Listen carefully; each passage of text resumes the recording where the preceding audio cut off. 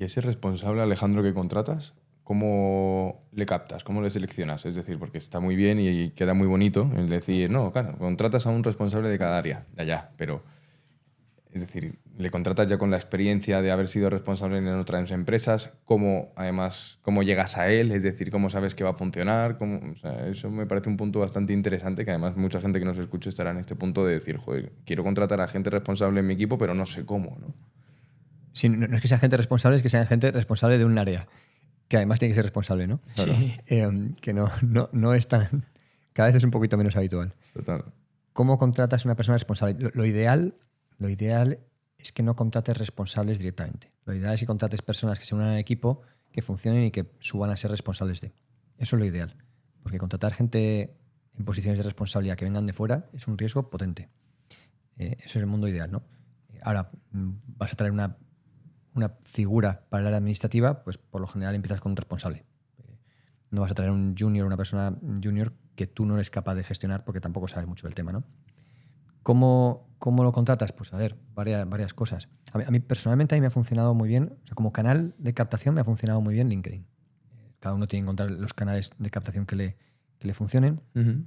Creo que es fundamental, y esto no se habla lo suficiente, contratación al final es muy parecido a vender, sobre todo cuando eres una pyme muy pequeñita.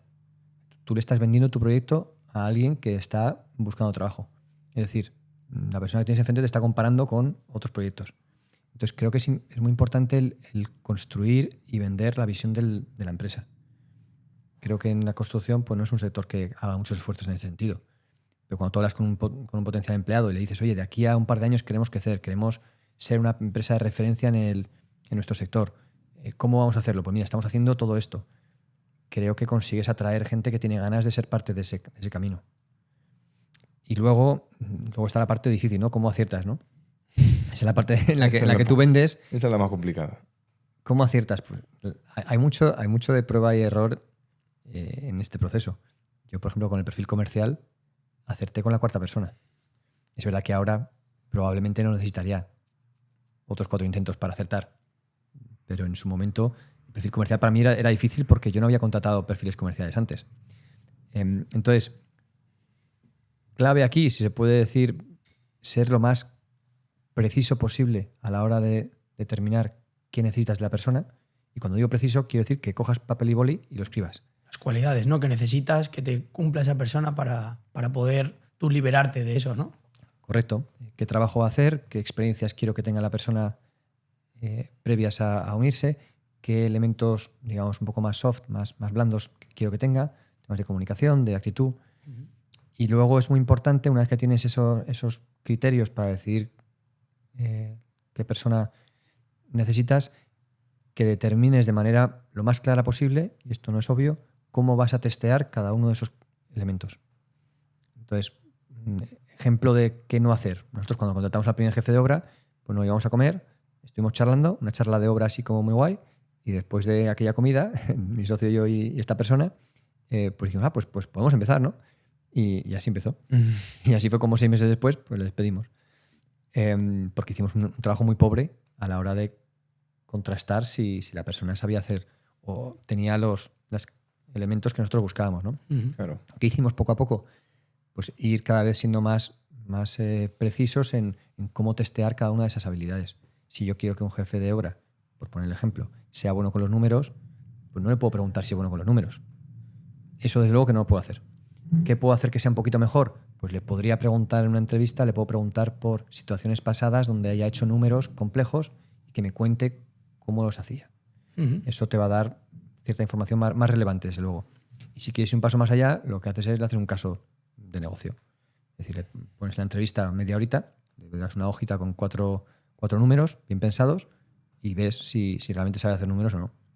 Que para nosotros un jefe de obra es fundamental que sepa hacer números, pues si no te la lía lo grande en una obra, ¿no? Este es el ejemplo del jefe de obra. En el caso comercial, yo siempre digo, no lo he llegado a hacer, pero lo haría. Es que ya llevo hace 3 años que no contrato un perfil comercial en 2 planos, pero creo que tiene mucho sentido que el comercial haga una hora de labor comercial como parte de las entrevistas. ¿Qué hay que hacer? Hay que llamar a estudios para conseguir una reunión. Pues mira, aquí tienes un listado de 10 estudios que no me conocen, consiguen un par de reuniones. ¿Tienes una hora? Es que eso te va a determinar si es un buen comercial o no. Muy interesante, Lo contrario, pero es cierto. tú le puedes preguntar todo lo que quieras sobre si es buen comercial o no, que ya sabe lo que te va a contestar. Claro. Y si la persona tiene un poquito ya de tablas, si le preguntas por experiencias pasadas, pues también te puede contar cosas que suenan bien. Entonces tienes que ir un paso más allá. Sí, no, es interesante porque además son procesos de selección que se hacen en grandes, pues como antes has trabajado en grandes empresas, pero que es verdad que en las pymes no estamos habituados a hacerlo. Y es cierto que nos tenemos que empezar a acostumbrar a decir, joder, que es que seleccionar a un trabajador para tu empresa es muy importante. Entonces, cuanto más lo puedas filtrar y mejor lo puedas hacer, pues oye, eso que te ahorras, ¿no? Porque luego te va a ahorrar meses de trabajo en el que van a tener que pasar, pues como decías, 3, 4, 5, 6 meses para que te des cuenta que finalmente no es la persona indicada. El coste de una mala contratación se cuenta en las decenas de miles de euros. Total. Sin ninguna duda. Entonces, es sorprendente que hagamos tan poco esfuerzo a la hora de contratar. ¿Por qué? Porque uno de los errores típicos, contrato cuando tengo necesidad de contratar, ¿no? Entonces voy con prisa. Claro. Porque necesito una persona para que se meta en la fábrica. Ya. Deberíamos acostumbrarnos a contratar o a empezar el proceso de contratación previo a tener la necesidad. Y eso es lo que te va a permitir, oye, pues no ir con prisas, incluso tener un pool de personas que ya has conocido y que esto suena muy, muy fácil, ¿no? Pero luego el día a día ya sabemos cómo es, ¿no? Sí, sí. A mí me gustaría preguntarte otra cosa, Alejandro, y es ¿cuál sería la primera persona responsable que tú contratarías o que tú contrataste en tu empresa de reformas para poder crecer?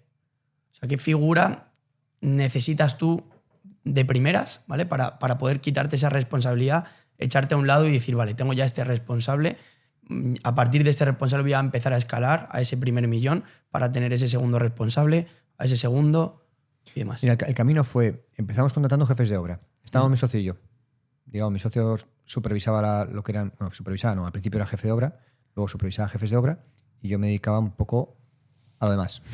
Un poco a cada... A todo, ¿no? Mucha captación y luego, digamos, pues la parte administrativa nos la repartíamos un poco entre los dos y temas ya del día a día de la empresa, pues presupuestación lo supervisaba yo. Contratamos primero jefes de obra. Primero contratamos una persona que nos ayudaba a hacer planos. Una persona junior que nos ayudaba a hacer planos porque si no, no podíamos ni empezar a hablar con muchos clientes. Luego contratamos jefes de obra. Todavía no hay responsable por aquí. O sea, los responsables seguimos siendo mi socio y yo. Primer responsable, creo que lo primero que intenté hacer fue incorporar un perfil comercial, si no recuerdo mal. Porque mi socio seguía siendo responsable de jefes de obra, yo seguía siendo responsable de presupuestación y hubo un momento en que, conforme íbamos creciendo, yo me quedaba sin tiempo para machacar la parte de ventas. Intenté incorporar un perfil comercial, me salió mal a la primera, a la segunda, a la tercera, a la cuarta ya acerté y esa figura se fijó. Pero en ese camino de 1, 2, 3, 4 intentos, por el camino dimos el paso y contratamos un perfil administrativo. Entonces, la pata administrativa de la empresa ya estaba en buenas manos y ahí acertamos a la primera y además acertamos a una persona que lleva ya 4 años en la empresa. Entonces ya la pata administrativa estaba, digamos, controlada. La pata comercial fue la siguiente que pusimos, o bueno, fue un poco en paralelo. Arrancó primero la comercial, luego la administrativa y al final se asentó la comercial. Y eso es un gran paso. Conseguir, ese es el sistema de ventas de los planos, el no dejar de contactar estudios. Entonces, esa es una pieza que tenemos que intentar poner cuanto antes. Y luego, bueno, pues con el paso del tiempo se incorporó un perfil responsable de presupuestación y luego, un poco más adelante, hubo un puesto por el camino que era responsable de mejora operativa, que ahora mismo no contamos con esa figura, pero se incorporó por el camino. Y luego ya fue el perfil responsable de Málaga. Entonces, siempre hemos ido poniendo esas piezas. ¿Qué perfil? Esto no quiere decir que sea el camino que uno tiene que seguir.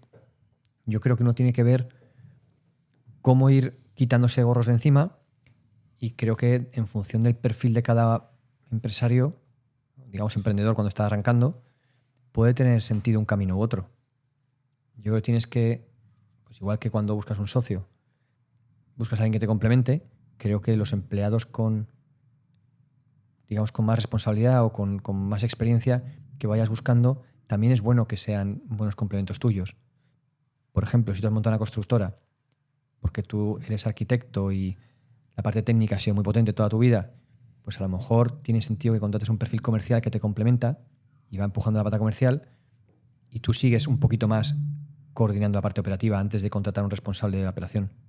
Si a lo mejor tienes un perfil menos técnico, eres muy buen vendedor, pues a lo mejor tiene más sentido que fortalezcas la empresa contratando gente experimentada en el área operativa y dejes la contratación del comercial para un poco más adelante. No, sí, la verdad que tiene todo el sentido del mundo y también hace referencia un poco a cómo tú empezaste, ¿no? Que tú tenías esa parte administrativa, esa parte de saber gestionar una empresa, saber solventar problemas grandes a otras empresas y te juntaste con tu socio que era un experto técnico, ¿no? En la parte técnica, que él se encargaba de ejecutar las obras y llevarlas a cabo. Y ese complemento yo creo que es el que te impulsa a poder abarcar más obras y sin perder esa calidad que es muy importante en este sector, como son las reformas, que al final, oye, todo el mundo que quiere hacer una reforma y va a meter a alguien en su casa, y más si no le conoce, lo que necesita es algo de confianza en que ese trabajo se va a ejecutar bien, ¿no? Que se va a ejecutar de calidad.